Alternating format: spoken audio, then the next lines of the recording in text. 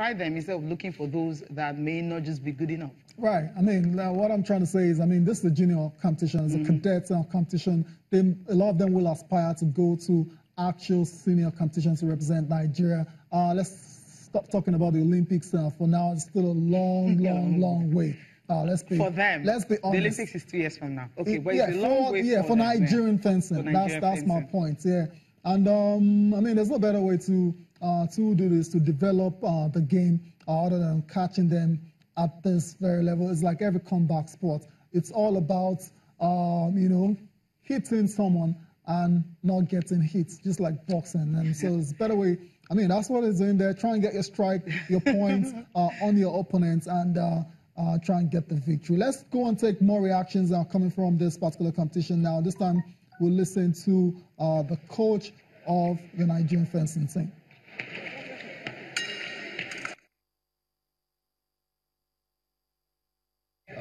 For our first major tournament, the results has been great.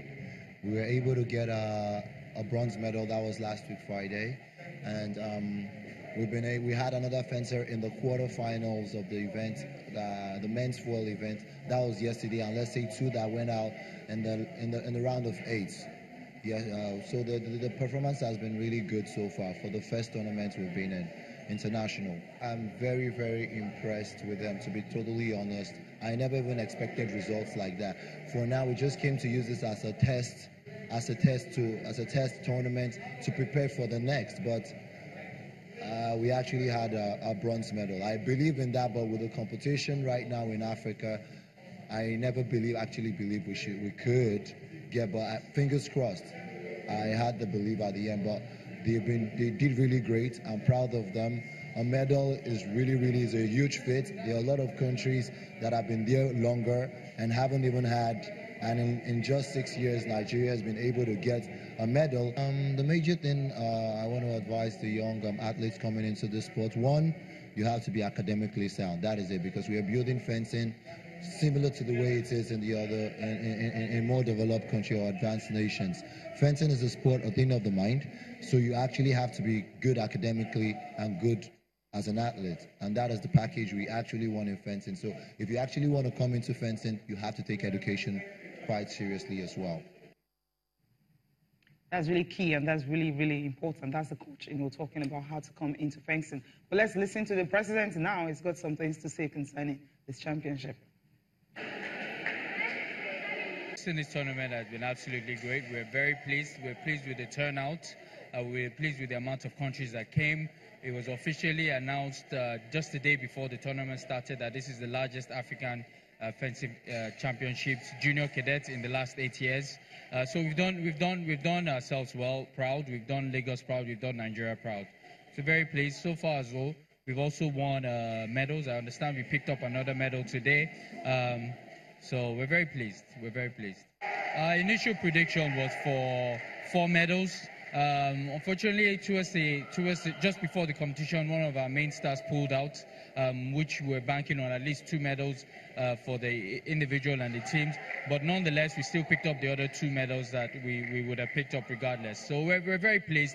It's been a lovely experience, a great experience for the fencers themselves, the Nigerian athletes, and the fact that they medaled is very, very impressive. Oh yeah, definitely. This is just the icing on the cake. We're looking at hosting. We're possibly looking at the next Senior African Championships. That's a lot more to host. It takes a lot more to host. But we're definitely looking at that. We're looking at hosting that, and eventually the World Championship at some point. Yes, definitely. There are a lot more things that we are planning to do down the pipeline that would ensure that there are a lot more children involved. One of the programs we've started is the 10,000 Fences program, which we have a partner, corporate partner with, and the idea is to introduce fencing to 10,000 athletes using schools as a medium, and that starts off right after this kicks off. So we're very pleased that that's targeted at grassroots, and in addition to the schools that we're currently in, we're looking to expand more to other schools. All right, that's the president of Nigeria Fencing Federation talking about the introduction of the sport to different schools. 10,000 kids. Right. That's what they're trying to reach. That's massive. Yeah.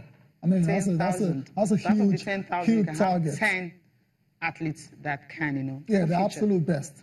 The absolute best. That's what this is about. A lot of those kids that we just saw, they're all in, in primary school and secondary school as well. So it's all about catching them young, and you never know what you're going to stumble upon if you provide, that platform for these kids. Fencing is definitely not the most popular sport in Nigeria, but it's good to see. Very interesting to see the impact of this hosting this competition. What impact does it have on the development of the sport in Nigeria? That's what I'm, looking forward to seeing in the nearest future. But it's a good one, definitely. Let's go and take more reactions now coming from the African Fencing Championship. This time, the South Africans were in town as well too, and they have nothing but good things to say about the competition.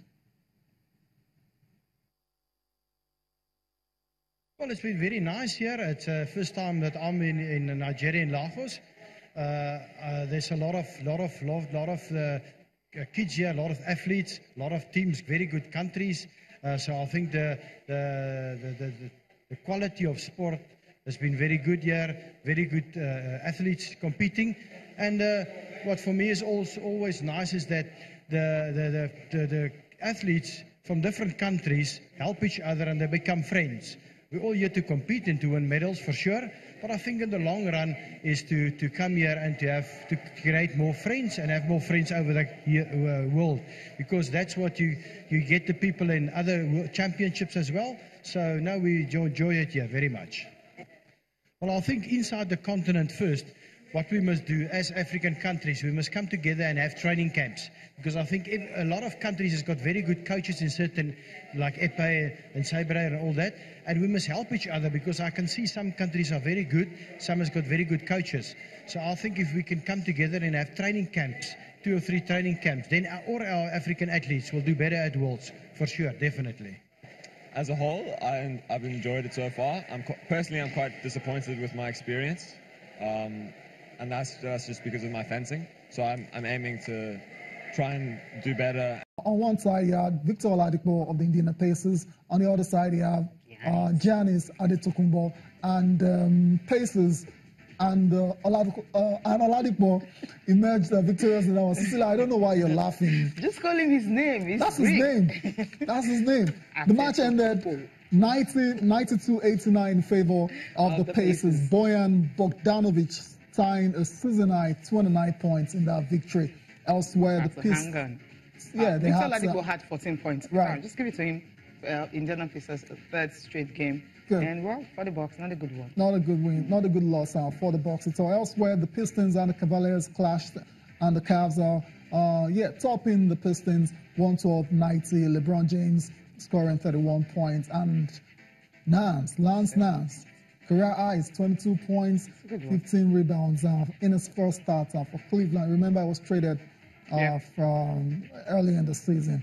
We also saw action between the Celtics and the Bulls, 105-89. That's how that one ended. Jaylen Brown scoring 21 points. There was no Kyrie Irving. They needed someone to step up, and Jaylen Brown did that. Okay. The Suns and the Heat. Okay, imagine the Suns taking on the Heat. I mean, they're both hot.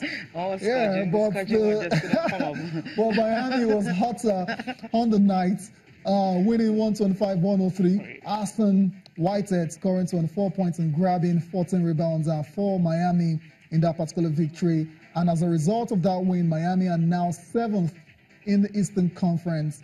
So they're well placed to make the playoffs.